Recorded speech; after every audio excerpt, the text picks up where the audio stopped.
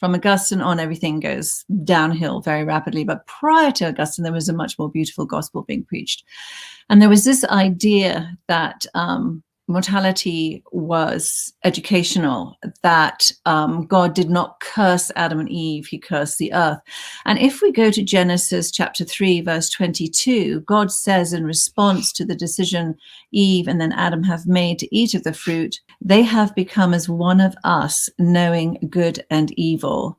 That is not a fall. There is no indication in God's words that Adam and Eve have sinned or have fallen. That word never occurs anywhere in the Bible. No, it doesn't. The fall. This is an ascent into mortality. Mortality is an absolutely imperative part of our education in order for us to return to God. When we go to Moses 5, we have Eve's ode to joy in verse 11, and she says, had we not partaken of the fruit, we never should have had children. It was absolutely imperative that they eat of the fruit of that tree in order for them to be able to open the gates of mortality, not only to themselves, but to the rest of the human family who are waiting to join them.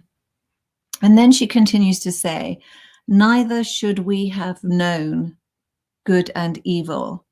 She's using the exact same expression as does the Father. And then later on in Moses 6, starting in about verse 52 and going through the next 3 verses, I don't want to take too much time in actually going into them in detail, but it does appear that God is redefining sin. He calls it bitter as suffering. And we understand that. We understand that we are born into a suffering world and we suffer in this world, but that suffering alchemizes. God has an ability to alchemize that suffering into joy, into something absolutely beautiful. So Eve is the heroine. Oh, yes. And it's so interesting that she is called the mother of all living.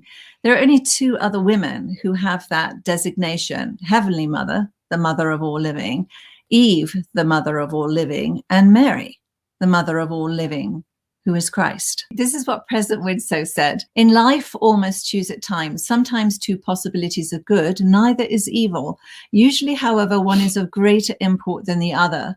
When in doubt, each must choose that which concerns the good of others, rather than that which chiefly benefits ourselves, the lesser law. That was a choice made in Eden.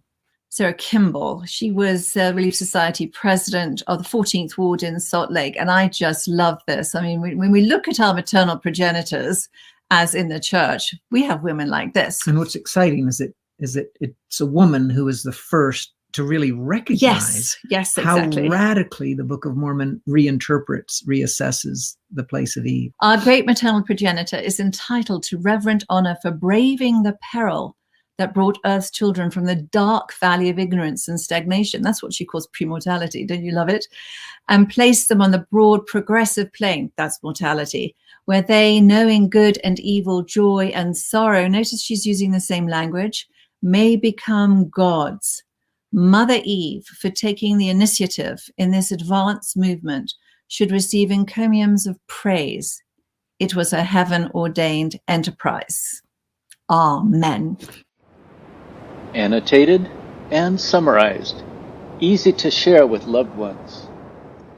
The description below the title for this video has these summary points.